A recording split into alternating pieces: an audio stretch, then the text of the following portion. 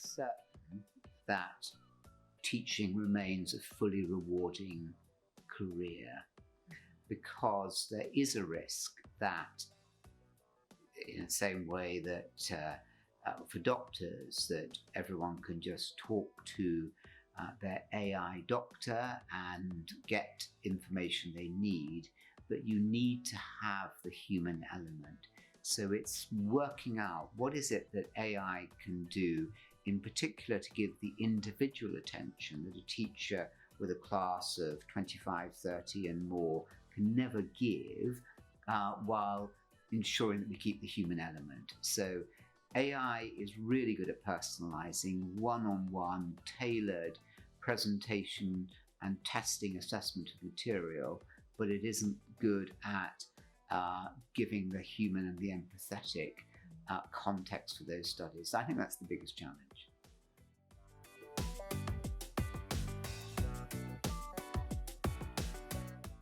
In the same way that universities, which were developed around the lecture hall, because that was the way in the era before the printing press in which material could be conveyed, and then even after the printing press for 400 or 500 years, we've carried on with the lecture hall, even though it wasn't strictly necessary. In the same way, the classroom was developed for the era before IT, when we couldn't have personalized learning. Maybe if it was a very affluent country or a royal family, all those young people could have a one-on-one tutor, but no country could afford that for everybody. But with AI, you can have a one-on-one tutor. So what I think will happen is what we see happening in places like Summit Public Schools in the US. The children arrive in the morning with their playlist. It's going to be telling them what they're going to be studying for that day in mathematics and in chemistry, in geography, in French, for example. And it will present material to them, and they'll be in spaces which are supervised, but they'll be having one-on-one interactions with their own screen. It could be a face on the screen, it could just be a voice, or it could even be type. In time, it could well be a hologram appearing before them. But because it's so much more efficient learning than in the very inefficient 1 to 30, when you can guarantee pretty much that in any one moment, perhaps 27 out of 30 of the class are not really listening.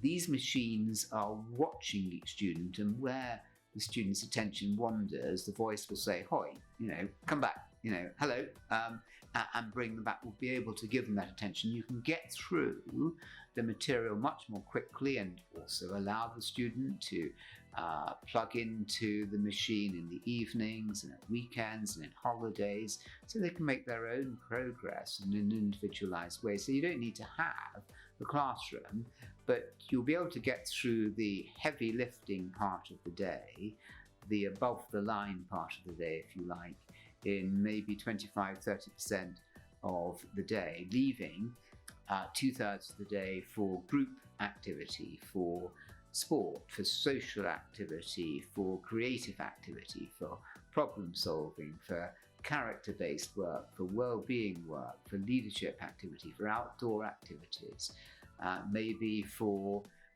helping grow crops that the young people can then harvest in the school, or look after livestock. So a very, very different kind of place.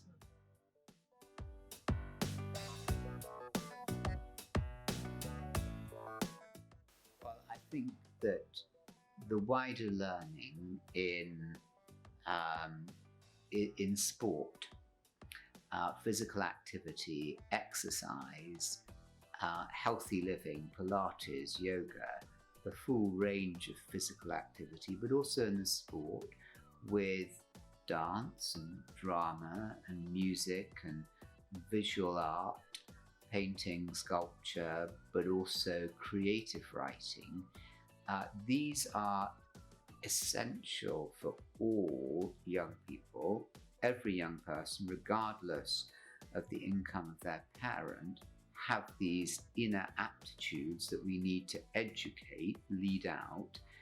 But at the moment, it is those who attend the better off schools, state and independent, where there's more time for sport, more time for the arts, more time for character work, leadership work. So I think a great benefit of the AI revolution is it will allow more time for these kinds of activities. And they're what help to make us real. It's through the arts that young people learn who they are, because there is no right answer in the arts. They can express themselves and learn more what they love. It's a very profound healing process. So there will be a lot more time, and it will, I hope, become the entitlement of every single child, wherever they are in the world, that they can have these innate aptitudes, and they are innate, they are inside every child, the artistic and the physical abilities. They'll have them led out, educated.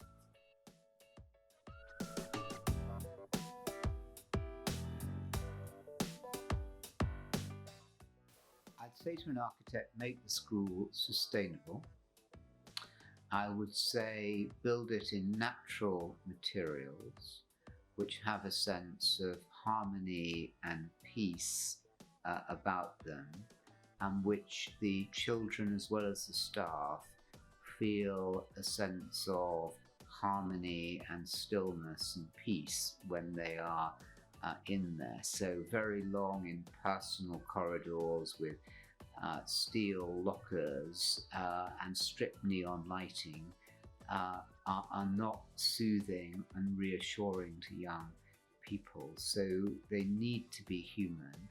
And I think they also should allow natural space for maybe an inner courtyard in which there can be plants in which the young people can grow, maybe some props, maybe some space for some hens and maybe even cows. Why not? Some schools manage it so they can make some of their own milk, and they can make some of their own vegetables, and they can understand the life cycle, because they will need to understand what is real in a world in which the virtual can become all important.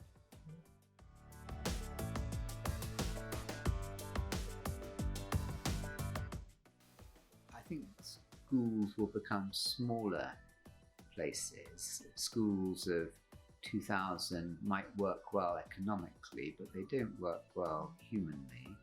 And there's a case for saying, well, you need to have this number so that you can have more minority subjects. There'll be enough students to do it. But in the world of AI, the primary learning is going to be through the technology. So there'll be teachers of Arabic there, or there'll be teachers of the history of art, or there'll be teachers of philosophy that there might not be in a smaller school, but which a student might want to pursue.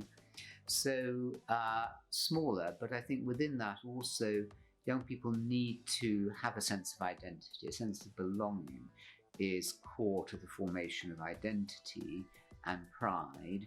And in the same way that some state schools and independent schools have houses, which might be units of just 50, where there can